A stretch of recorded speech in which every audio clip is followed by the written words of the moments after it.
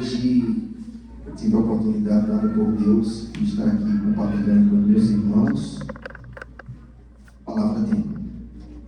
Eu gostaria que vocês abrissem para que refletíssemos um pouquinho na palavra de Deus no livro de Samuel, 1 Samuel capítulo 15. É uma história há muito desconhecida, mas que é importantíssima para a reflexão dos nossos dias. Nós vivemos num mundo em que as pessoas têm saudosismo, em que as pessoas têm uma saudade, assim, às vezes incontida de tempos passados, né? Você pergunta às pessoas que têm acima de 30 anos, como eu, têm certa saudade de momentos vividos um pouquinho mais para trás, né? Falei década de 80, tem muita gente saudosa desse período. O mundo era melhor de se ver, né? As pessoas eram mais educadas, eram mais pacíficas, eram menos individualistas. E o mundo, ele vive sempre em ciclos, né? A história, ela acontece em ciclos. E normalmente, quando acontece uma catástrofe muito grande ou uma coisa muito que choca muitas pessoas, o coração normalmente se amolece. Então, assim, talvez naquele finalzinho ali do século XX havia uma comoção ainda por conta daquela desgraça que foi a Segunda Guerra Mundial, né? Onde muitas nações sofreram, muitos filhos foram mortos, muitas esposas ficaram viúvas e a humanidade saiu um pouquinho melhor. Mas aí aquela coisa vai ficando para trás, né? Aquele fato vai ficando no passado, e as pessoas vão esquecendo de dificuldades que passaram. Acreditava-se que agora em 2021 a humanidade sairia um pouquinho melhor do que aconteceu, né? Nessa pandemia que aconteceu. Mas a verdade é que o ser humano, quando ele está distante de Deus, não tem catástrofe que lhe amoleça o coração. E 1 Samuel 15 conta a história do rei Saul, o primeiro rei de Israel. Se vocês voltarem um pouquinho, acho que o capítulo 9 fala exatamente do momento que o povo de Israel decidiu que queria um rei. Vejam, às vezes as pessoas acusam Deus de ser autoritário, mas Deus é tão benevolente, paciente com a gente. Eu vou lhe contar, se minha avó fosse Deus, eu já tinha apanhado muito. E olha, minha avózinha já partiu. Porque eu sou teimoso, desobediente. E Deus é benevolente, Ele é longânimo, Ele é paciente com a gente. E Ele foi assim com o povo de Israel. O povo de Israel, a gente sabe que tinha uma história de amor e ódio com Deus. Povo. E sempre que Deus fazia aquele apelo para o povo se aproximar dele, o povo vinha com aquela humildade, porque já tinha sofrido, levado pau no lombo. Quando chegava perto de Deus, passava um momento de bonança, o povo se afastava de novo, a desgraça voltava, se abatia sobre o povo de Israel. E o povo, mais uma vez, corria para o joelho de Deus, e o que Deus fazia? Perdoava, trazia o povo para si, trazia um momento de paz, e o povo normalmente se afastava. E nesse período daí, capítulo 8, o povo chegou para Samuel e disse assim: Samuel, tu está ficando velho. Os teus filhos não valem nada, não valem uma cocada. Se eles fossem pernambucanos, eles teriam dito isso. E a gente precisa de um rei, como as outras nações têm. Precisa de um rei. Dá um jeito aí. E o verso 6 diz que Samuel não gostou do pedido deles e orou a Deus. Primeira lição que nós podemos tirar hoje: todas as vezes que nós não gostarmos de algo, fazemos igual a Samuel fez: orar a Deus. Percebem que todas as vezes que a gente está em dificuldade, a gente prefere primeiro resolver do nosso jeito. A gente primeiro precisa botar a mão na massa, querer resolver. Quando a gente quebra bem muito a cara, a gente chega no culto de quarta-feira, no culto de sábado, no culto de domingo, e vai lá e pede oração, né? Ou vai no grupo de oração e pede, porque está difícil de resolver, eu não consigo, porque Deus está à minha frente. Samuel não. Quando Samuel não gostava de algo, Samuel orava. Foi o que ele fez. Aí Deus disse a Samuel: atende o pedido do povo. Não é só vocês que ele rejeitou, não é só você que eles rejeitaram. Eles rejeitaram a mim como rei. desde que eu os trouxe do Egito. Eles sempre me têm abandonado e têm adorado outros deuses. Agora, estão fazendo com você o que sempre fizeram comigo. Deve ser duro, viu?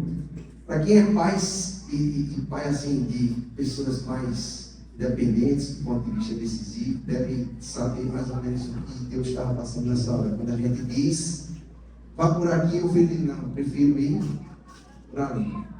O coração do pai e da mãe fica apertadinho, né, irmão? Sabendo que o desfecho não é lá essa positividade toda. Mas Deus disse, deixe eles. Mas antes, diga ao povo de Israel o que é que o rei vai fazer com eles. Porque Deus, antes da rebordosa, ele sempre deixa bem claro a consequência das nossas escolhas. Aí ele diz, verso 11, o rei vai tratar vocês assim, ó. Ele vai tomar os filhos de vocês para serem soldados, ou seja, se tiver guerra, seus filhos vão morrer. Ele vai pôr alguns de vocês para servirem nos carros de guerra, outros na cavalaria, outros para correrem adiante dos carros. Ele vai colocar alguns deles como oficiais encarregados de 1.000 soldados, outros encarregados de 50. Os filhos terão que cultivar as terras dele, fazer as colheitas, fabricar as armas e os equipamentos para os carros de guerra do rei. As filhas de vocês terão que preparar os perfumes do rei de Israel. Elas têm que trabalhar como suas cozinheiras e padeiras. Ele tomará de vocês os melhores campos, as plantações de uva, os bosques de oliveiras, e dará tudo aos seus funcionários. Ele vai ficar com uma 10ª parte dos cereais e das uvas de vocês para dar aos funcionários de corte e aos outros funcionários. Ele também vai pegar os empregados de vocês, o melhor do gado e os melhores jumentos para trabalharem para ele. E ficará com a 10ª parte dos rebanhos de vocês. E vocês serão seus escravos. Quando tudo isso acontecer, vocês vão chorar amargamente por causa do rei de vocês, que vocês escolheram. Porém, o Senhor Deus não ouvirá o quê? As suas queixas. Deus deixou bem claro. Resumindo, sabe o que era isso aqui? Imposto. Isso hoje que a gente acha ruim, de pagar o tributo ao governo. Era isso que ia acontecer com o povo de Israel, que nunca tinha pago R$1, ou a moeda deles, de imposto, por serem uma nação organizada, porque Deus provia tudo. E o povo agora ia ter que fazer tudo isso, ia ter que dedicar tudo isso ao rei. Deixou tudo avisado. Aí quando a história aqui, Samuel disse, tá, Senhor, e agora, qual vai ser o rei? Aí ele preparou um rapazinho lá, o mais humildezinho da família de Benjamim, da tribo de Benjamim. E Samuel diz a palavra do Senhor que foi amor à primeira vista. Samuel amou a Saul como se fosse o filho dele, como se fosse o próprio filho dele. Samuel via potencial em Saul. Porém, Deus já sabia que Saul iria fraquejar. Mas ele queria deixar que o povo fizesse essa sua escolha. E Saul se tornou rei de Israel. Diz que Saul era o menor, assim, em importância na sua família, mas ele era o maior do povo. Diz que ele sobressaía o povo. Se tivesse o povo de Israel todo reunido, Saul estivesse no meio, o mais alto do povo batendo no ombro de Saul. Ou seja, a era grande, forte, bonitão, em aspecto de rei. Aí o povo disse, agora a gente acertou. Achamos um rei para nós. Colocaram e aclamaram Saul como rei. Está aí no capítulo 10. Samuel chamou o povo em Mispa, todo o povo para uma reunião religiosa. E disse, o Senhor Deus de Israel diz, eu tirei vocês do Egito, eu os livrei dos egípcios e de todos os outros povos que os maltratavam. Deus sempre deixava claro que por mais que o povo de Israel vivesse em aparente bonança, sempre foi provisão de Deus aquele momento que eles estavam passando, para que eles não esquecessem disso. O povo pensava que era por merecimento, né? Porque eles tinham mérito naquela questão toda, eles tinham conseguido, eles tinham se esforçado. Mas Deus deixa uma outra lição para a gente aqui. Tudo que nós temos e somos, apesar de parecer que vem das nossas forças, mas é o Senhor que provê.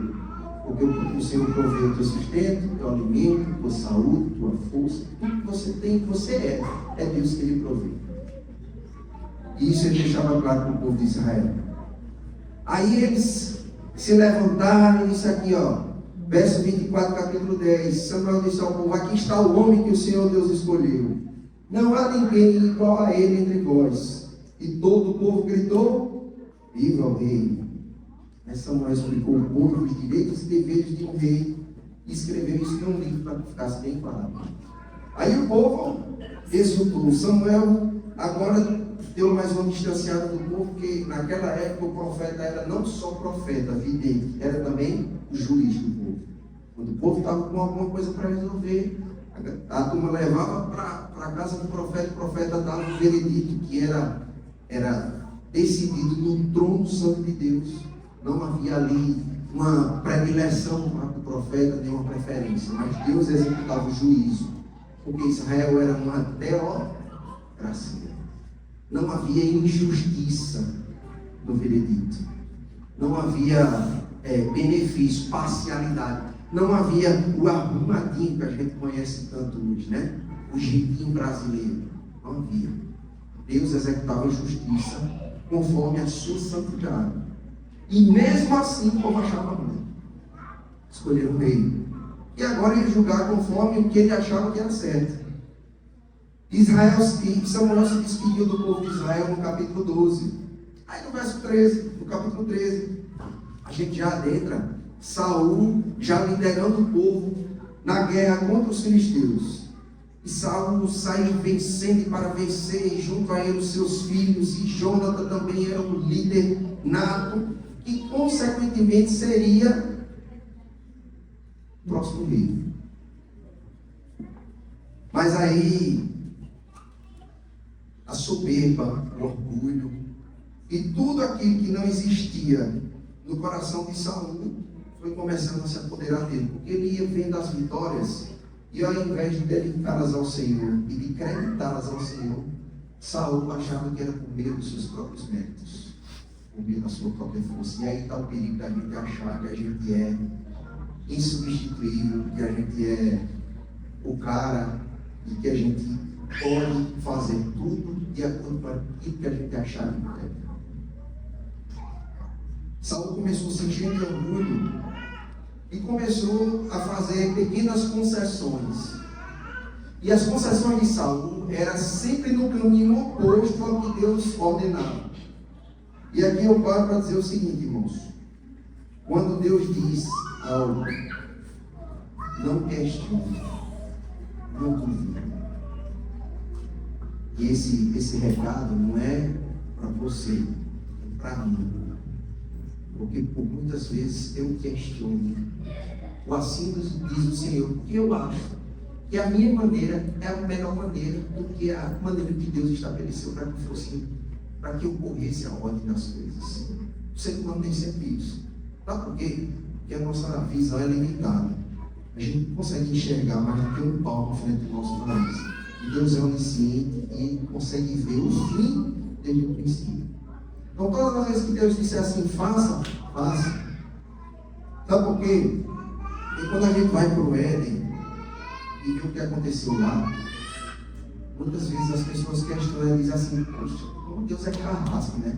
Porque ele podia ter dado uma colher de chá para Eva e para Adão também, porque eles comeram fruto da árvore proibida.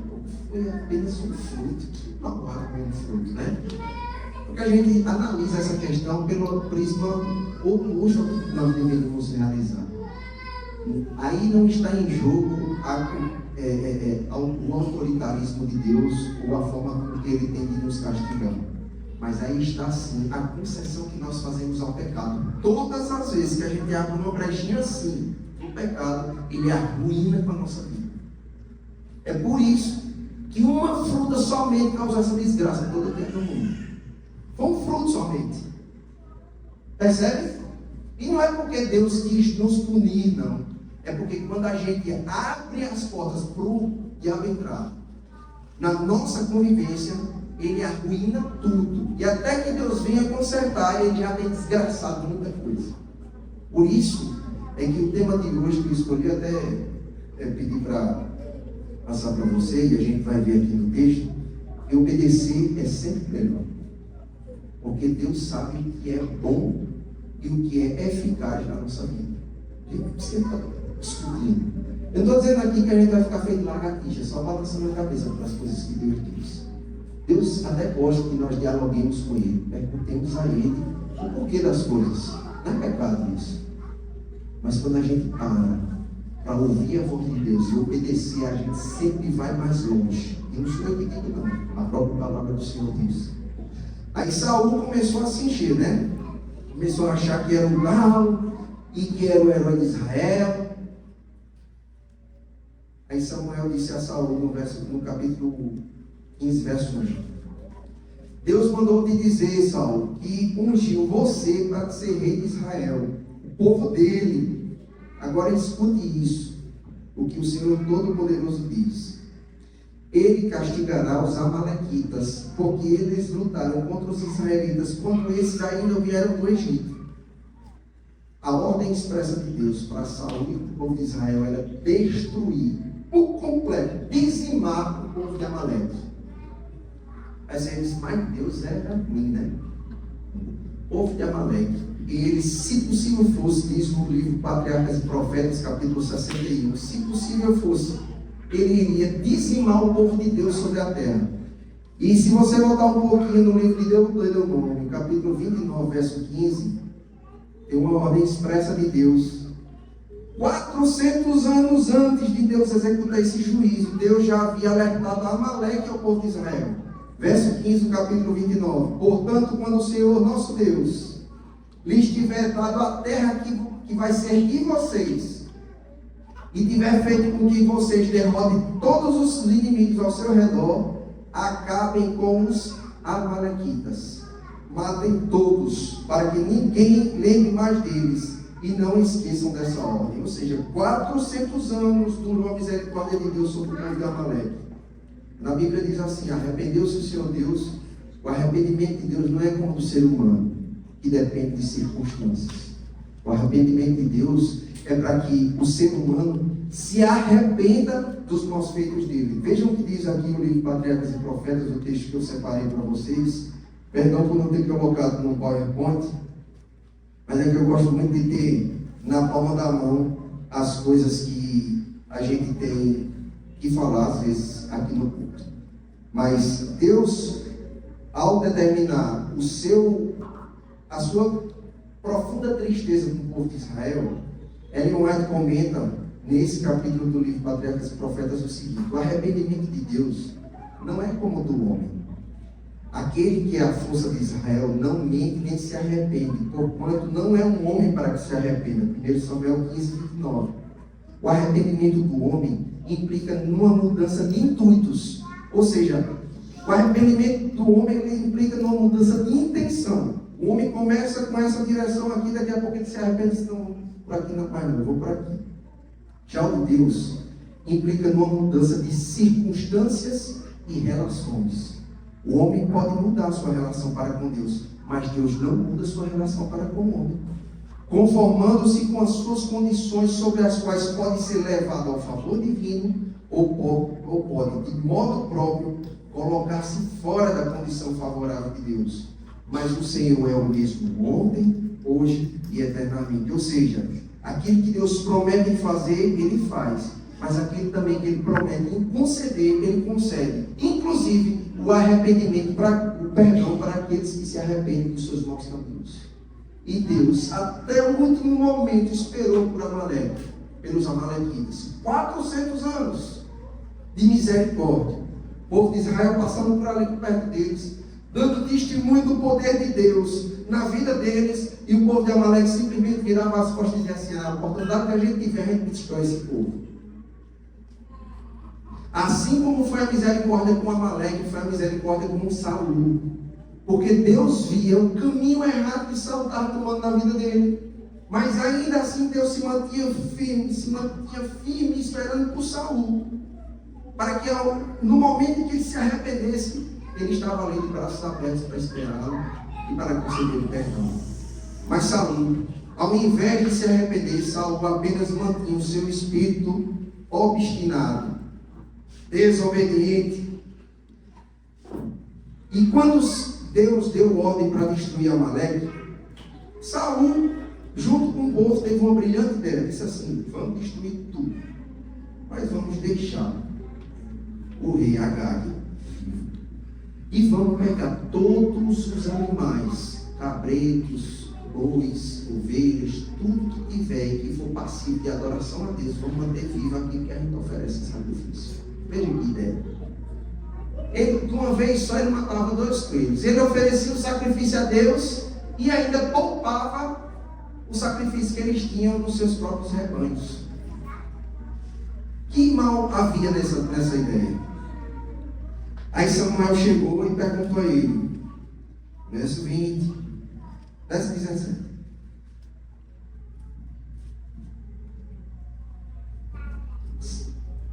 Samuel encontrou Saul e este cumprimentou dizendo assim: que o Senhor te abençoe, Samuel. Eu obedeci às ordens do Senhor. O sarcástico, o desobediente, normalmente ele sai logo em defesa de si quando ele está numa situação chamada sinuca de bico, né? Está numa situação difícil, ele sai logo se defendendo com palavras. É o primeiro sinal de uma pessoa que fez algo de errado, quando ele está muito alegre, além do que ele normalmente é, e quando ele está todo conversador.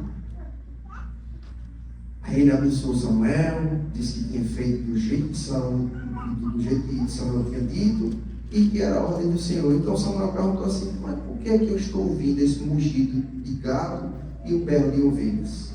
Verso 15. Saul respondeu: os meus soldados tomaram os amalequitas, pegaram as melhores ovelhas e o melhor gado para oferecer como sacrifício ao Senhor, o Deus de vocês, e nós destruímos completamente o resto.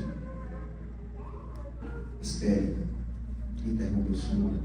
Eu vou lhe contar o que o Senhor me disse na noite passada. Aí Saul disse: fale aí. Ele continuou: você pode pensar que é uma pessoa sem importância, mas você é o líder das tribos de Israel. Meus irmãos, a gente pode até pensar por vezes, ser tentado a pensar que nós somos sem importância, mas nós somos luz desse mundo. Nós temos uma tremenda responsabilidade sobre os nossos anos. Por isso, quando você for tentado a cair na falácia do mundo e dizer assim: eu sou responsável pelo que eu faço, não pelo que você entende, se arrependa. Você é responsável sim pelo que as pessoas veem em você, porque você escolheu ser servo de Deus. E o cristão é reflexo de Cristo nesse mundo.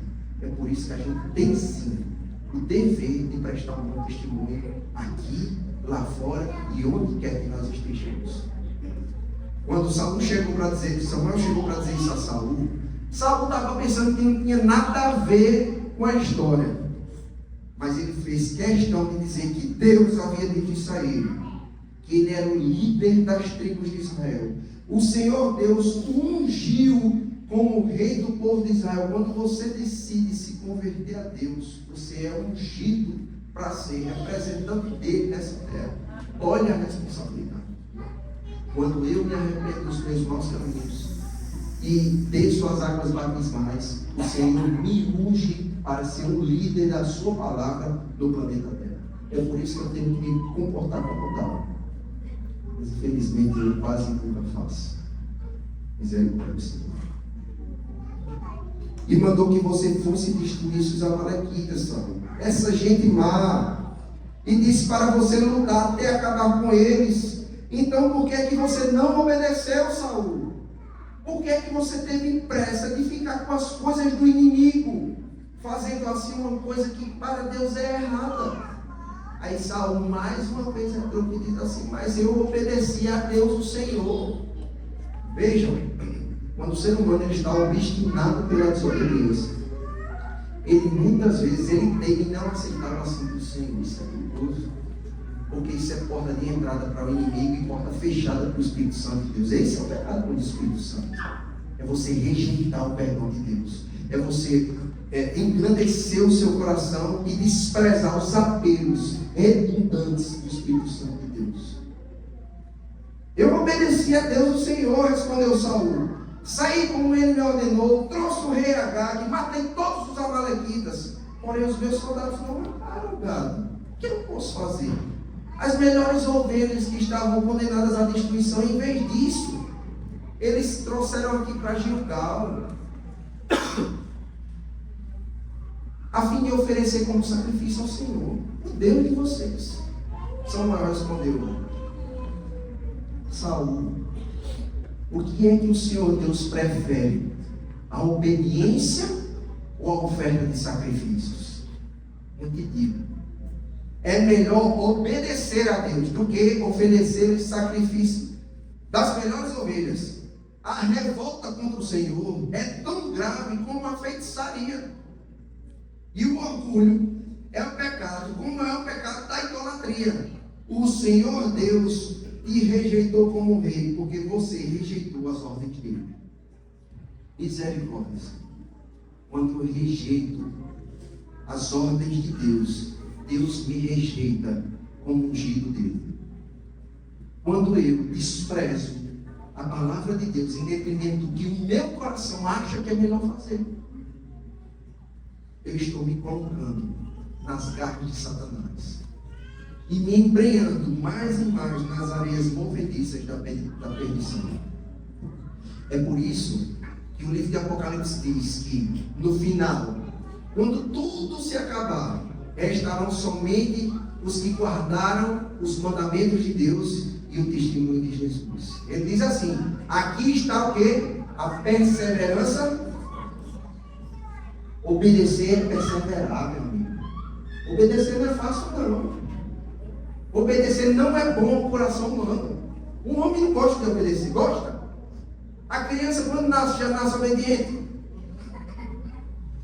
A gente gosta de obedecer pai e mãe, mas a gente é danado para dizer que eu devia ter feito o que minha mãe pediu quando tudo está errado. Quando a gente perde os nossos queridos, a gente começa a pensar: eu devia ter obedecido mais a minha mãe, obedecido mais ao meu pai. Quando a gente se dá a mão na vida, muitas vezes a gente pensa: eu poderia ter obedecido o que Deus pediu que eu fizesse.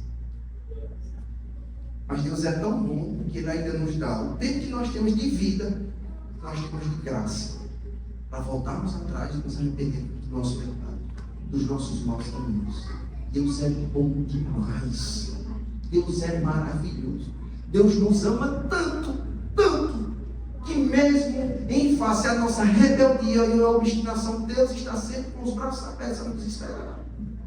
É por isso que nós estamos aqui com vida. O livro de Isaías diz: a sua misericórdia ela se renova a cada manhã, porque Deus é bom, porque Ele nos ama. A sua santidade inclui a sua justiça, a sua misericórdia, a sua graça e o seu amor por nós. Isso é maravilhoso saber. A revolta contra o Senhor é tão grave quanto a feitiçaria. Se você tem medo de feitiçaria, então para de se revoltar contra o Senhor. Isso você está se portando como um feiticeiro. O orgulho é pecado como o pecado da idolatria. Então, se você tem ojeriza a idolatria, pare de se revoltar e desobedecer a Deus e de ser orgulhoso para com Ele, porque o pecado do orgulho é como a idolatria. Eu pequei, respondeu Saul. Mas Saul estava dizendo isso aqui não porque ele estava arrependido. Saul estava dizendo aqui porque ele tinha perdido a moral com o resto do povo. Ele foi repreendido na frente de todo mundo. Vocês pensam que Samuel estava, chamou ele no canto, estava dizendo isso no pé do vidro? Foi? Estava dizendo na frente do povo tudinho. Não porque quisesse humilhar, mas porque Deus quebranta o orgulhoso. Por mais misericordioso que Deus seja, Deus nunca deixa com que as pessoas pisem na palavra dele. Isso pode ser quem for, principalmente eu. Quando eu piso nas palavras de Deus, Deus faz o que for preciso para quebrar o meu orgulho. Cabe a mim interpretar o seu amor ou não. Desobedeci às ordens de Deus, o Senhor, as instruções que você deu. Fiquei com medo do meu povo, olha aí, ó. E fiz o que eles queriam. Saulo está acabando de dizer que fez a ordem do Senhor, mas disse que não, eu fiz isso aqui porque o povo queria, não é porque eu estava desobedecendo a Deus, não. O desobediente tem sempre uma desculpa, né? Sempre. Agora eu te peço, Samuel, perdoe o meu pecado, volte comigo para adorar o Senhor. Saulo estava dizendo isso, não era porque ele estava com medo da desgraça que ia acontecer na vida dele, porque ele não queria perder a moral com o povo. Porque ele sabia que o povo tinha mais consideração a Samuel que a ele, que era um fraco, um líder fraco. Aí Samuel disse: não, eu não voltarei com você, no verso 26. Respondeu Samuel: você rejeitou as ordens de Deus, o Senhor, e por isso ele também rejeitou, como rei de Israel. Então Samuel virou-se para sair, mas Saul o segurou pela barra da capa e ela se rasgou. E Samuel disse: hoje Deus rasgou das tuas mãos o reino de Israel e deu a alguém que é melhor do que você. O glorioso Deus de Israel não mente, nem muda de ideia. Ele não é ser humano e por isso não se arrepende. Percebam que Deus tinha todo o desejo de conceder à casa de Saul e à sua dinastia o reino de Israel. Mas Deus não mudou de intenção. Ele mudou a relação que tinha com a família de Saul, e Saul decidiu assim. As coisas vão mal na nossa vida, meus irmãos, não é porque Deus mudou o nosso contrato conosco, porque nós rasgamos a nossa relação com Ele. A desobediência causa uma enorme separação, por mais pequena que seja, por menor que seja, causa uma separação enorme entre nós e o nosso Deus. O livro de Isaías diz, capítulo 29, ele diz que os nossos pecados é que causam separação entre nós e o nosso Deus. É por isso que parece que às vezes Ele não nos ouve. Não é porque Deus não está nos ouvindo, é porque a gente não percebe Ele nos ouvindo, tamanho do nosso pecado que encobre a nossa visão entre nós e Ele. É por isso que ele diz assim: olhai para mim no meu livro de Isaías e sede salvos vós todos os teus na terra. É olhar para Jesus. Não é ser obediente por ser, não é apresentar sacrifício por apresentar, não é fazer um culto bonito, não é vestir uma roupa, a melhor roupa que se tem e vir para a igreja. É obedecer. Deus prefere a tua obediência. É por isso que Ele não vai ser homenageado, não estou dizendo isso. Estou dizendo que ao invés da homenagem, Ele prefere a obediência. Não há melhor homenagem a Deus do que a tua obediência. E é isso que Ele pede a ti e a mim hoje. Obediência. Mas como obedecer a Deus? É difícil demais. Deus não está falando em você não errar. Perceba. Nós somos falhos e pecadores. Todos nós estamos fadados ao fracasso enquanto nós estivermos nesse mundo. Concorda comigo? Nós todos vamos falhar. Mas o que ele está falando é sobre falhar deliberadamente. Eu saber o certo e ainda assim bater o pé e dizer assim: mas eu acho que tem que ser feito assim. Esse é o pecado que Deus está condenando aqui. Não é o desobedecer por falha, é o desobedecer por gosto, por vontade própria. É isso que ele está condenando. E antes que nós nos afastemos por completo dele, ele pede que nós voltemos. Aí você pode dizer assim: ah, mas é tão difícil. É por isso que no livro, na segunda carta, na primeira carta de Pedro, capítulo 5, verso 8, ele diz assim: estejam alertas, fiquem vigiando, porque o inimigo de vocês, o diabo, anda por aí como um leão que ruge, procurando alguém para devorar. Fiquem firmes na fé. Firmes. Sabe por quê? Porque Deus vai ajudar vocês a enfrentar o diabo. E vocês sabem que no mundo inteiro, os seus irmãos na fé estão passando pelos mesmos sofrimentos. Mas depois de sofrerem um pouco, por um pouco de tempo, o Deus que tem por nós um amor sem limites, e que chamou vocês para tomarem parte na sua eterna glória, por estarem unidos com Cristo, Ele mesmo nos aperfeiçoará e dará firmeza, força e verdadeira segurança. A Ele seja o poder para sempre. Deus nos garante tranquilidade eterna, vitória eterna, mas ainda vamos sofrer um pouquinho de tempo. Por isso que é tão difícil obedecer. Você diz assim, mas obedecer, por obedecer.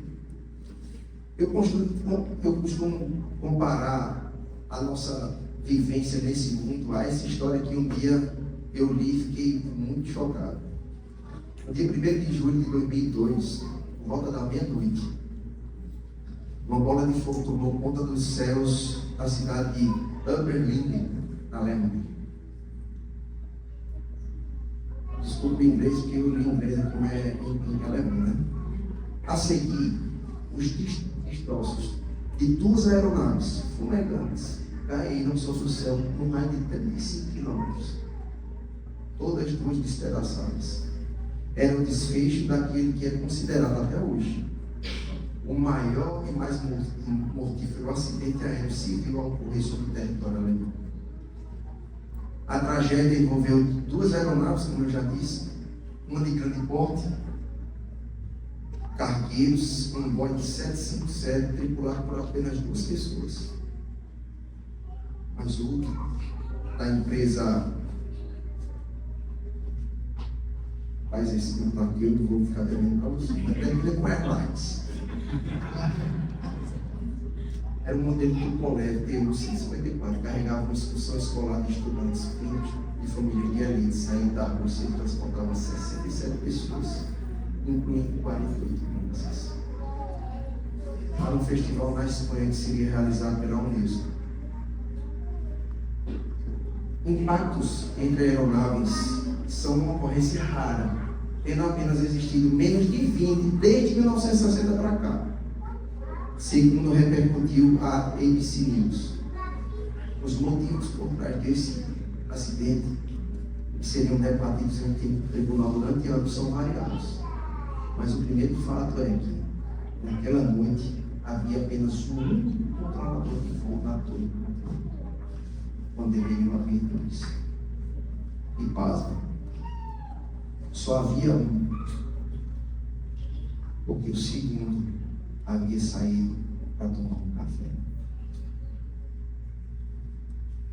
Coisa pouca, apenas um pouquinho, apenas um desleixo, algo custou a vida de 71 pessoas. Um desleixo nesse mundo pode custar a nossa salvação. Uma desobediência pouquinho só custa a nossa eternidade. Não é questão de amedrontar, é questão de informar. Porque eu posso muito bem dizer a você, pode passar sem medo algum por todos os semáforos que estiverem vermelhos na Avenida Domingos Ferreira aqui. Meta o pé no acelerador, que nada vai acontecer com você. Você pode chegar no final, lá perto da ponteira churrascaria, e nada acontecer com você. Isso quer dizer que você fez certo? O que é que diz a lei? Pare isso na avenida.